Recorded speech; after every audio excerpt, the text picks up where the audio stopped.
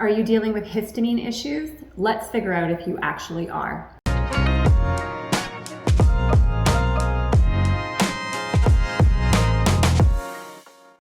So a histamine imbalance is one of those things that can be tricky to diagnose because there's so many symptoms that go into high histamine or low histamine. But if you really dial it down and look at it, you can kind of figure out if histamine is an issue for you.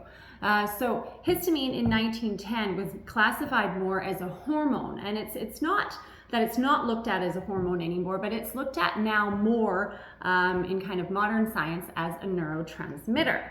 So histamine in your brain, too much histamine, high histamine, can cause anxiety amongst other mental health issues. So how do you know if you have high histamine? Well, there's a few symptoms that you can look at to determine if histamine is your problem. The first one I would say, actually I'll just run through my list here with you.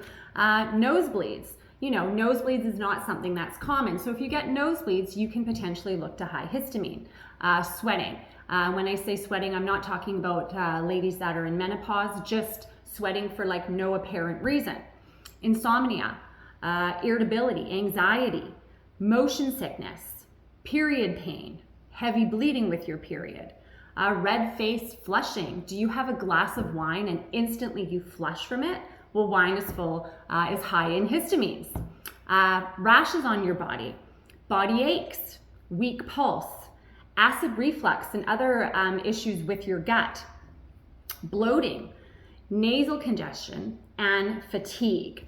So those are just a couple of the symptoms of histamine. Now, for us ladies that are in perimenopause or ladies that are, kind of later stages of their cycle, estrogen kind of goes up and down like this. Now, estrogen, when your estrogen is high, causes your body to release its own natural histamine, which that histamine then in turn gets your ovaries to create more estrogen. So it's kind of a vicious cycle. They feed off of each other. So ladies in perimenopause where you're feeling like, oh, I have a histamine issue, and maybe that histamine issue feels worse at certain times per month, it could be because your estrogen levels are high. Histamine imbalances are usually due to something more underlying. So it could be a hormonal imbalance.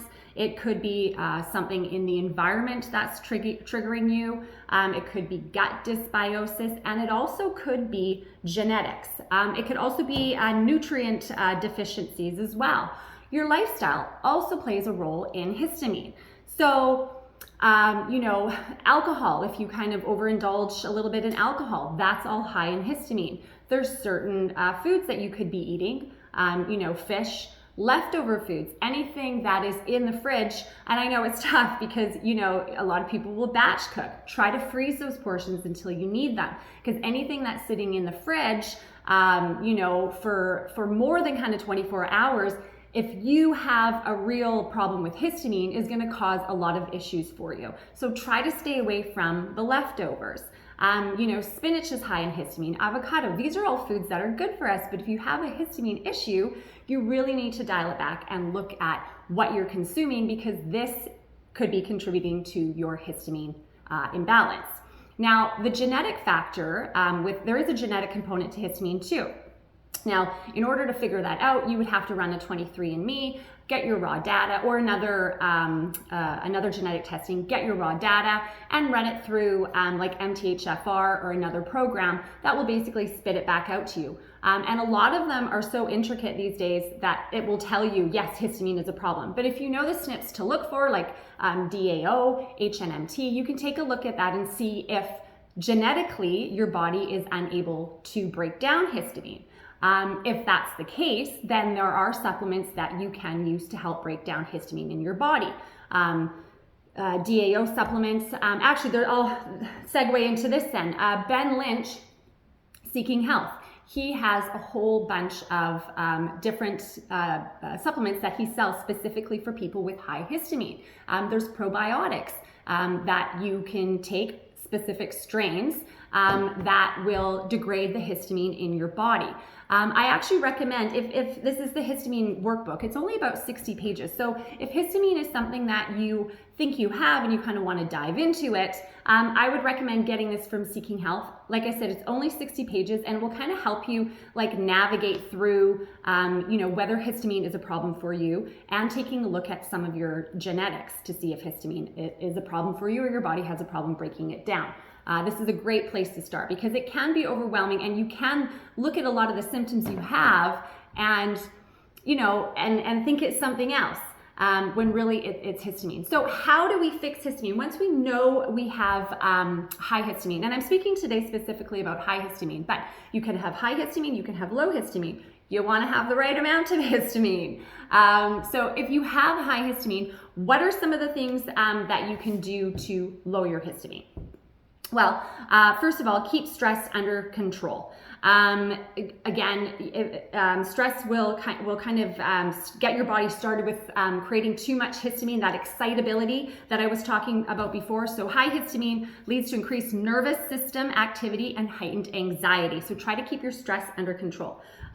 Stop alcohol or reduce it, or stay away from those high histamine alcoholic beverages. They all have histamine, but beer, wine, ciders are some of the higher histamine alcohol. So maybe just go for a spirit of gin or vodka with something low sugar, low histamine. Again, if histamine is your issue, try to stay away from alcohol until you've healed that within your body. Reduce caffeine. Stop smoking. Get enough quality sleep. People wear lack of sleep as a badge of honor these days, and I never understood that. Sleep is where our body gets to reset itself. Like all of our liver, our organs are doing their work while we're sleeping. So try to get that 8 hours of sleep if it's possible for you. Balance your blood sugar. Go for low intensity exercise. Again, high intensity exercise is just going to ramp up those histamine levels in your body and it's not going to do you any favors. I know some of us have the mindset of just go hard, go hard on the treadmill, do that higher impact aerobic exercise. But if you're struggling with histamine, you're not doing yourself any favors. So go with the low impact exercise like yoga. Go outside for, a hike or a walk, nothing too strenuous. Hydration, of course, hydration is so important above and beyond just histamine. And put your electrolytes in the water. Every time you have a glass of water, I always recommend putting some electrolytes in them. And I'm not talking about the sugary ones, I'm talking about your trace minerals. So light show or concentrates, just throw a little bit of that in there because although we're drinking a ton of water, it's not necessarily getting into the cell and we're not getting the minerals that we need. So throw a little bit of that in there. Sun exposure and grounding is great. Get outside more. I know we tend to be inside at our desks and at our computers. Try to get outside more and get a little bit of sun exposure and some grounding. I think that kind of covers what I wanted to touch base with on histamine. If there's any issues or anything that you notice with your histamine intolerance, whether it's high or low, or maybe there's something that you're doing specifically that kind of helps you keep that in check, I would love to hear about it. And again, pick up this book. I'm not affiliated at all, but like I said, it's a thin book and it's a great place to start on seeing whether your histamine is high or low, and that's at seekinghealth.com. All right, thanks guys. Don't forget to hit the subscribe button below so you don't miss out on any of my latest videos. Have a good one. Bye-bye.